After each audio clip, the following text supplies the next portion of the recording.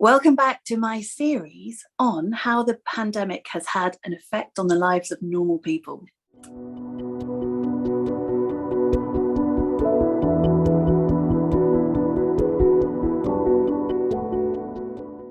Hi, I am Eliziam and welcome to my channel. Now today I'm so excited. I am joined by a YouTube superstar. Actually, I'm going to introduce him like that. Now, I've only just met this guy, Mr. John Clay. Hello, how are you? And welcome. Hello, Eliziam. I am not worthy of that accolade. My inner ego beast is like going feral now for what you've just said, but All thank you right. very much. Well, that's good because that's what I was feeding. Okay, so I met you through the wonderful Reshma. And actually, I don't know whether you know this, but I appeared on her podcast just yesterday. And I know that you were a guest on her podcast last month, which I listened to that and really enjoyed it and loved the article that you wrote for Joyzine as well. So thank you for the mention. Oh, no worries. I listened to that podcast yesterday, and it was like quite fascinating to hear you guys talk about the reward culture that you believe is something that we should investigate and understand why it works for us and how it can work against us, especially regarding social media. So beautiful stuff. Oh, thank you very much. That's so kind. I love the way that we're in the polite stage of this of this interaction. Let's see what happens over the rest of the interview. Now, normally you are on the other side of the interviewing process, so I hope that you are comfortable with being interviewed. And thank you ever so much for accepting the invitation. Oh, no worries. Thank you. I'm not going to lie. It's nice to not have to be the interviewer for a change and just talk about stuff which, just for the sake of good conversation, getting it out there is not such a bad thing. Okay, well, thank you so much. Now, the reason I wanted to have a chat with you is because I'm talking to people about how their lives have changed over the last couple of years. So this could be on a personal level, how your life has changed, on a professional level, how your life has changed. It doesn't matter. All I want to do is document the changes that people have experienced. So I'm just going to let you roll with this because I have no idea what you're going to be telling me about. Okay. How have things changed for me personally and professionally? I guess we'll go with the professional. I think that would be more courteous, I guess. I do music videos. That's what I was doing up until the beginning of 2020 Mm-hmm. and scattered a little bit beyond, but not as much. To give you a scope of what I would do, I would find bands either coming into my orbit or I would approach them about wanting to work with them about their particular exchange of ideas that would be just wonderful to see live, and if I hadn't seen it live I'd hear it on on record, so to speak. Not that I have vinyl. I was streaming. I'll be honest, I'm not a vinyl freak, but essentially I was really just inspired with the idea of giving images to particular stories that people talk about. But obviously the pandemic changed a lot of that, not just obviously for people who are working in my particular part of the industry, but other freelancers in general. Mm. I think people can often forget, as much as it seems to be a case now where Rishi Sunak is quite popular now, and it seems to be like someone who might take over from Boris Johnson, but he actually had to be bullied into granting a furlough scheme, let alone looking after freelancers like myself who had to diversify. And up until this point in time, there's a big question mark as to whether people like myself can stay in the industry and make a living, just due to so many different things that have changed.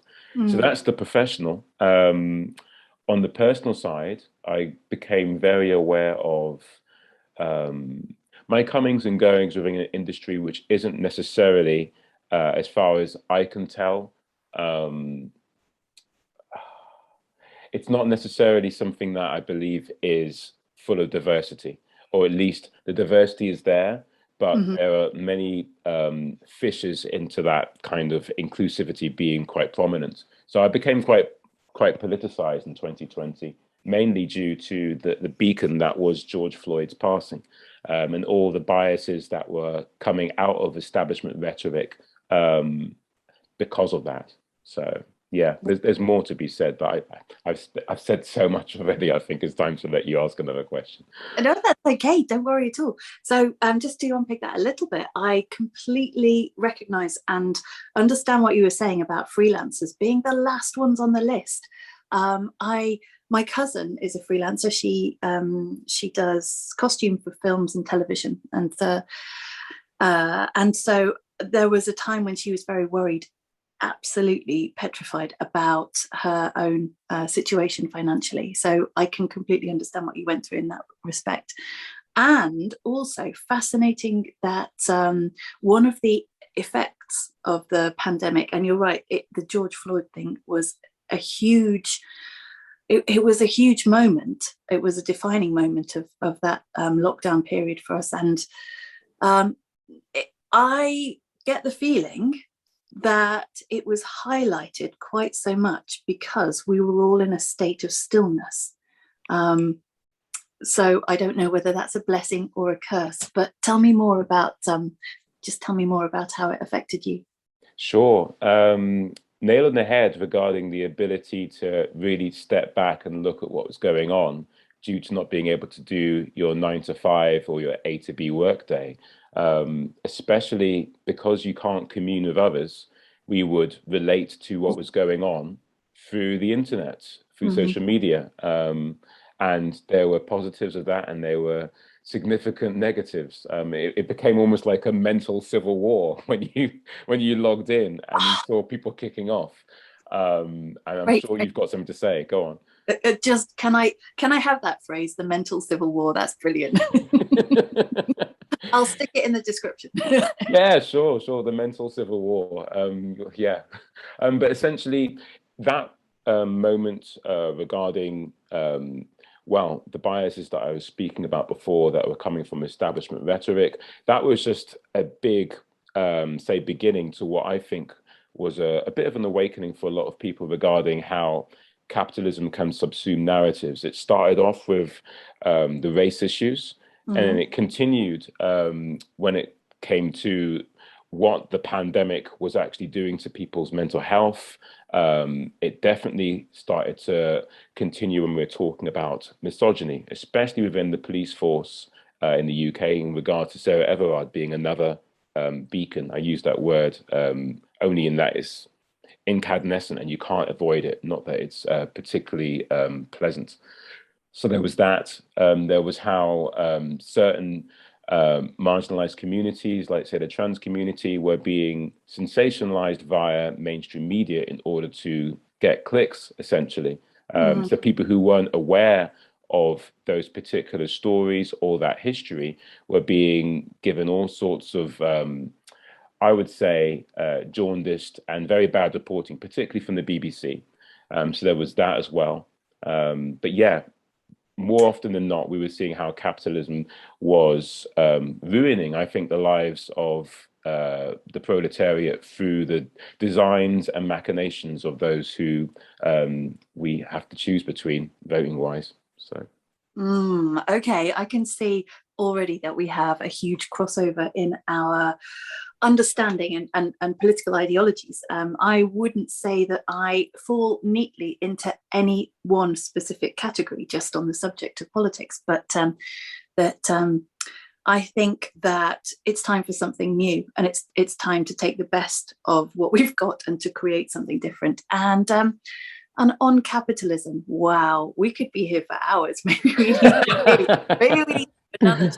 But I love what you were saying about the manipulation of mainstream media, and particularly in reference to some of the things that came out during the pandemic, the big moments, if you like, George Floyd being one of them. What do you think about the manipulation of social media in that what situation? regarding George Floyd?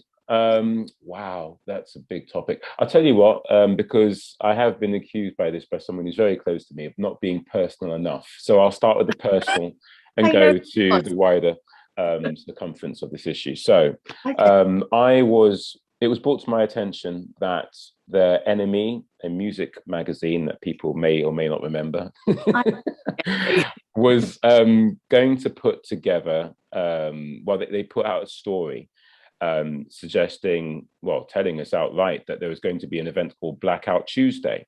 Mm. Now, I don't know if you remember what Blackout Tuesday was, but essentially it was the music industry saying, okay, on June the 2nd, we're going to have no selling of any particular product. We're going to recognize the death of George Floyd. I do remember. Yeah.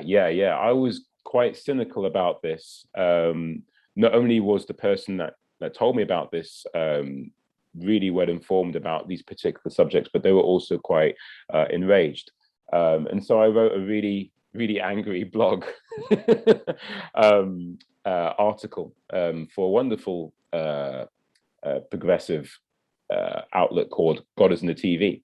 And that was talking about how we need to recognize that the industry doing this was only trying to save itself, that whole subsuming narrative thing. Because guess what? After that particular day, it's okay to start selling stuff again. We can say, hey, we solved racism. Now, they probably wouldn't say that they were attempting to do that, but in recognizing it in this way, rather than trying to seek out ways of addressing diversity and inclusism, can't even say the word now, inclusivity, they were more keen to, as you were pointing out and alluding to, using the manipulation of social media to enhance their brand.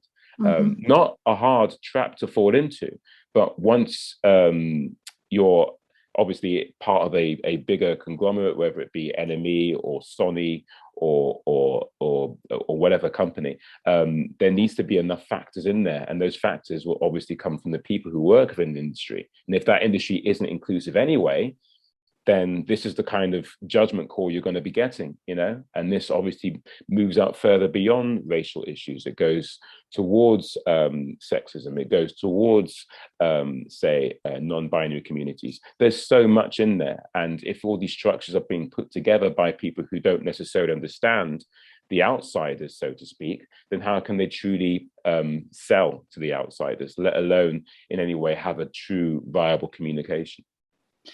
So I'm really glad that you have discussed this issue, because I don't want to appear ignorant, but it's not something that I had considered.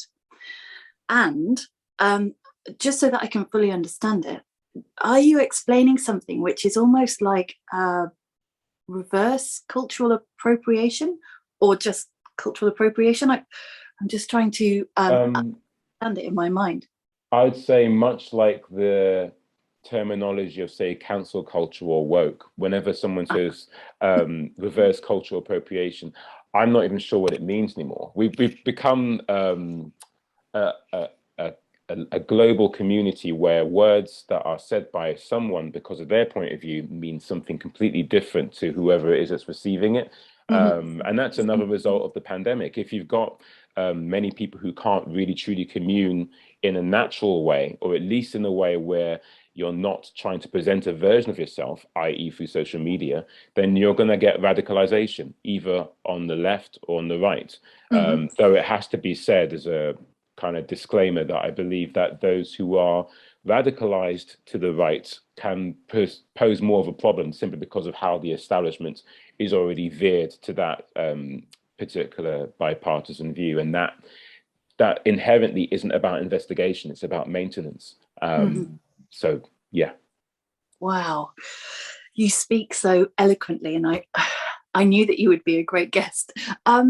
Tell me how, because you said that your own life had become more politicized, and does this mean that your actions have become more political? Good question. Essentially, leading from that blog that I wrote, I did believe that certain things would change for the better, and I think in some ways they have. I think people are a lot more aware of the act of committing themselves to any particular text in the public forum. There was, as we talked about with the whole Civil War mental kind of like a battleground that was particularly Facebook.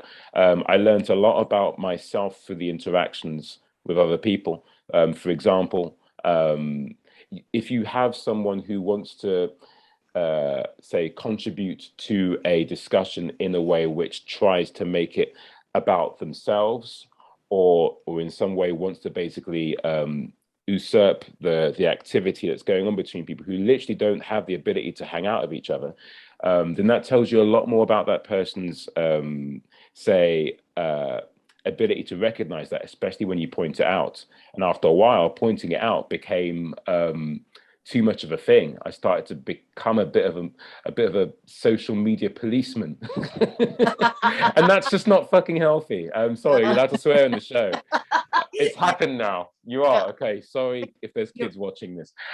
So yeah, you shouldn't be watching this. You won't know what's going on, but watch it in the future. But no, essentially, at some point, you become one of those people who are rightly angry about the idea of people who say aren't wearing masks or aren't in some way adhering to what should be a collective social responsibility.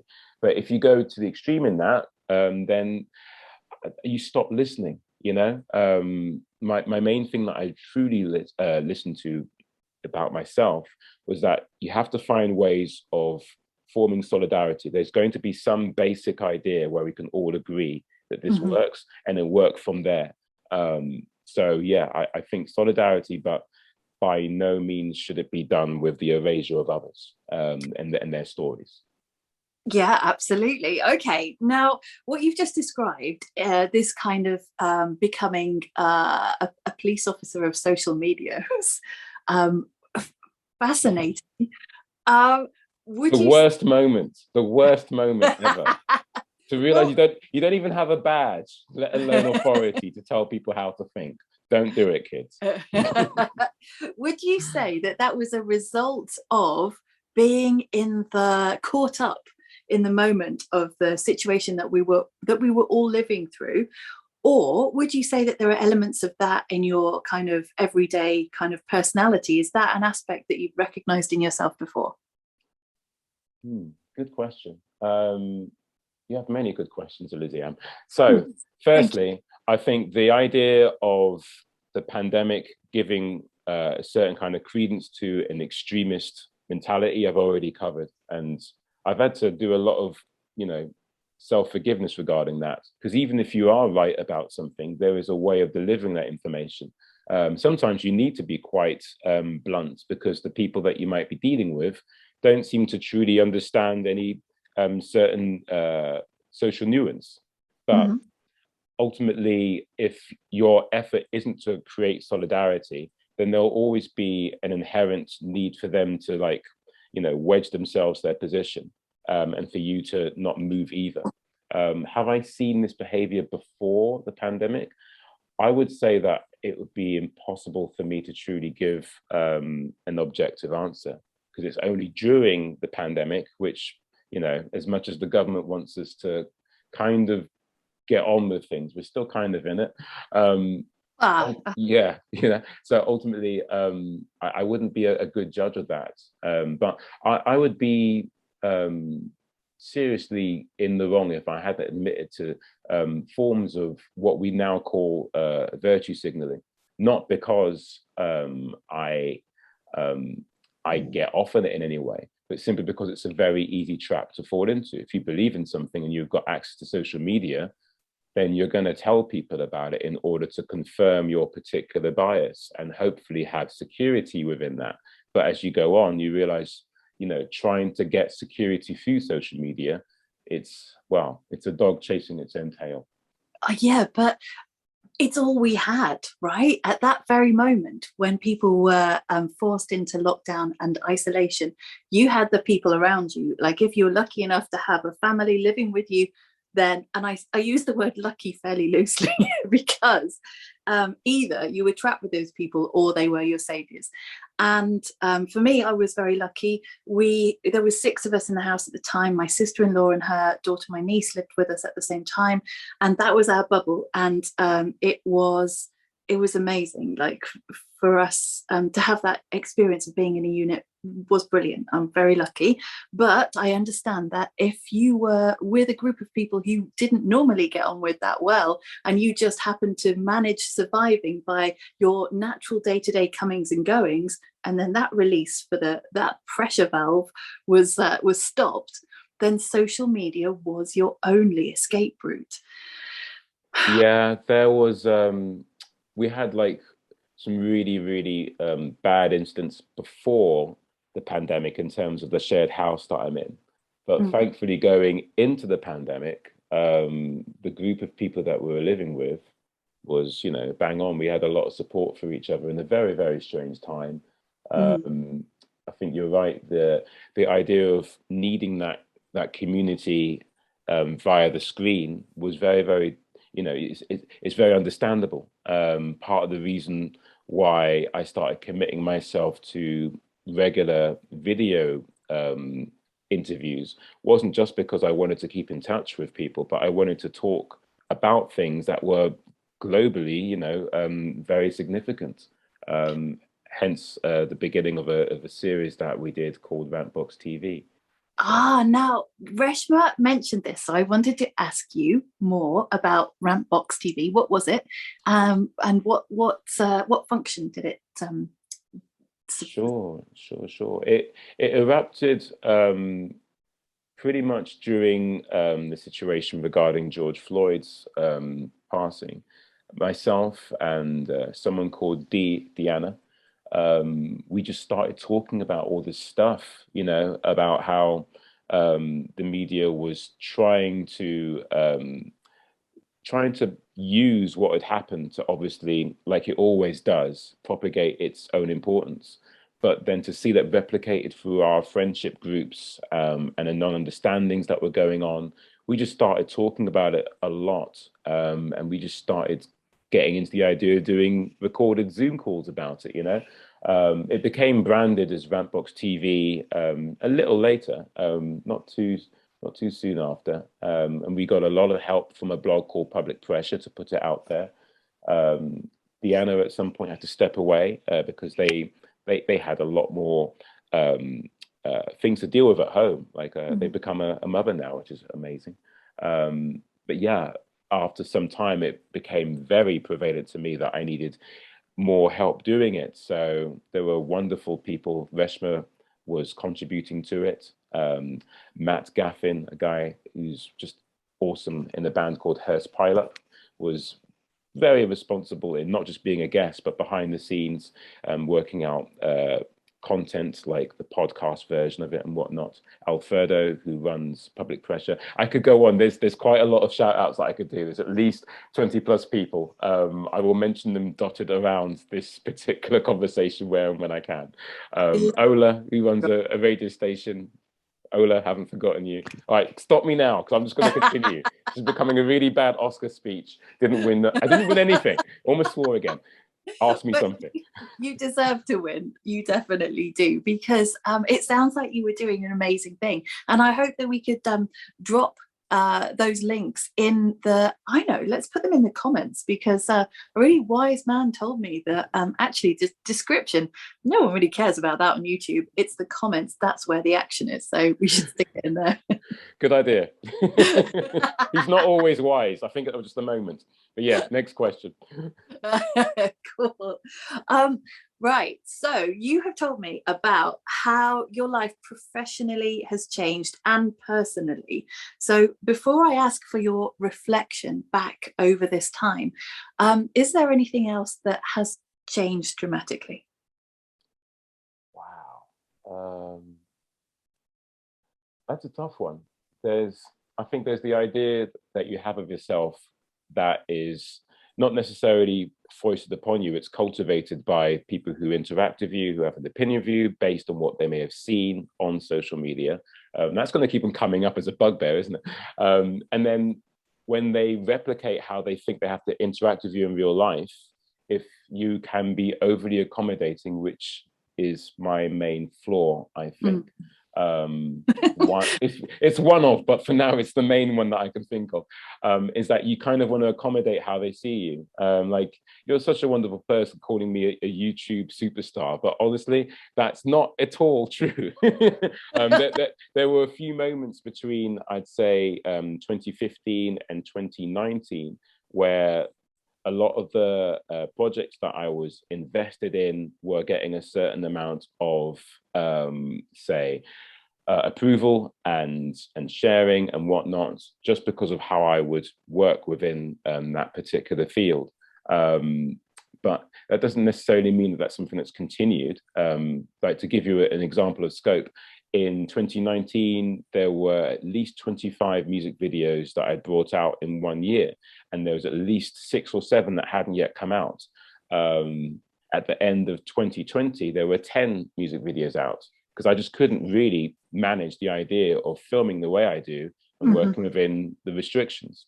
And I think we'll definitely move on to a bigger topic regarding that, simply because there was a lot of theatre going on in terms of people suggesting that they could still run their lives in a certain way without COVID being an issue. Like, I still haven't got the bloody thing, you know. I feel like I'm kind of winning at Squid Games at the moment with a couple of the mates that I speak to. Like, I haven't got it yet. Have you got it? No, I haven't got it, you know. Oh, wow. But yeah, at the end of 2021, only 2 music videos came out. I just was very reticent about going forward with any projects that were put before me, let alone going out to do them, or even indeed going out, you know. But yeah. So how about now? It's a new year, and I know, because you told me already, that you are going to be working on a music video that you recorded. You're going to be editing that next week. So does that mean that things are starting to open up for you and your business? Good question. There's a few different, say, propeller type moments behind my starting to work a bit more actively again. One, I think that there is an extreme amount of pressure on those who are having to not just survive on their own, say, freelance materials, but are beholden to a certain sense of universal credit. Yeah. I don't know if you remember that campaign where it had a ballet dancer is part of, like, the main focus of that campaign, but they were suggesting that, hey, I think they even called her a different name. I think they called her Sabrina. That's not the model's name, but they were saying, look, Sabrina has to think about other choices now, or something along those lines. And they were suggesting that, hey, why don't you try a different form of employment? Now, that might seem like a logical progression, but think about many people who go into skilled labor that isn't part of what they are initially invested in. Now, they might be overskilled for these things. That means there's not going to be a reason for them to stay within that particular job sector, or they may be particularly underskilled and have to retrain. Doesn't necessarily mean that you're going to have, there's going to be a big knock on the economy, in my opinion, if that is the particular procedure. So there's that. That's what was getting me into the idea of, right, I've got to really start moving into that business again. And the other thing is that, apart from doing music videos, I do a little bit of promotion for bands. And as much as I enjoy that, and that the professional, say, aspect of that and the monetary aspect of that helping out, it's not enough. So yeah, there were just various different reasons why I think I had to start again. And that means definitely, you know, trying to calm myself about how I interact with others, and especially regarding COVID, because as I said, I haven't got it yet. And so that's because I've been very, very, very careful. I understand. You could, I mean, it's just an idea. You could have had it and not had any symptoms, maybe? Yeah, sure. It's really worthy you said that, 'cause I'm not saying that people who have got it have been uncareful. Like, uncareful is not a word, but you know what I'm saying. So yeah, there's just been a lot of, like, say, circumnavigation of particular places that I could go. Like, the first gig I went to this year was at Brixton Academy to watch Idols, in particular because Big Joni was supporting them. And that was Tuesday 18th January. The gig I went to before that was early part of 2020. So it's been like basically nearly 2 years since I'd been to a gig. Wow, Yeah. goodness me. And for somebody who, but basically that is your life, right? You know, I completely see how things must have been very, very dramatically changed for you. Yeah, yeah. I mean, I don't know if you go to live gigs, but the last time I went to live gigs, you didn't have to feel like you were going through an airport. I mean, that's good, but it's just a very discombobulating experience for me, because I normally go to gigs with a bit of a mission. Like, I know the bands are, so I'm going to go and film them at some point, and then maybe to an extent kind of fraternize. But I wasn't going there to do any of that. I was just there, you know, just as a guest. And it's just very weird to. I had a mask on throughout the entire gig, and I can't, in my memory, remember anyone else wearing one. Wow. You Okay. know, so I Yeah. mean, they had checks. I mean, you couldn't get in there unless, you know, you had the NHS app and all that stuff. But you know how it works. Like, symptoms being how they are, I just thought there'd be a bit more than that. And obviously, due to my politicization, it was very easy to see uh, how all these things are playing out in a very libidinal way. Mhm. Wow. You are fascinating to talk to. Now, tell me, um, from where I'm sitting, I feel like the pandemic is coming to a close. Okay, so that's one assumption that I have that I probably need to share. So I don't know whether you have the same kind of opinion of where we are with it. And as a second part to that question, can I ask you to reflect back on the whole 2 years, because it's coming up to the anniversary of the first kind of whispers of this thing and how it might affect the UK. So, is it over, and how's it been? Again, in reference to somebody who I was talking to about this, we'd have to start with really truly defining it properly, right? To say it is over, because I Mm-hmm. think the initial beginning of the pandemic is very different to how obviously we are now. I mean, if we're thinking about lockdowns being hopefully a thing of the past, if we're thinking about the reluctance of the government to do certain aspects of their job being still, I think, part of the present, them leaning into the whole narrative of, hey, we did really well with vaccines, you know, we were like the best in Europe, or whatever it is that they want to use as their line. There's so many aspects to the pandemic which I think are ongoing, and in the positive way. It's very difficult now, I think, for people to really be shoulder to shoulder about what our government is about, if they ever were. You know, we're far more cynical, I think, in a way which lends itself to solidarity.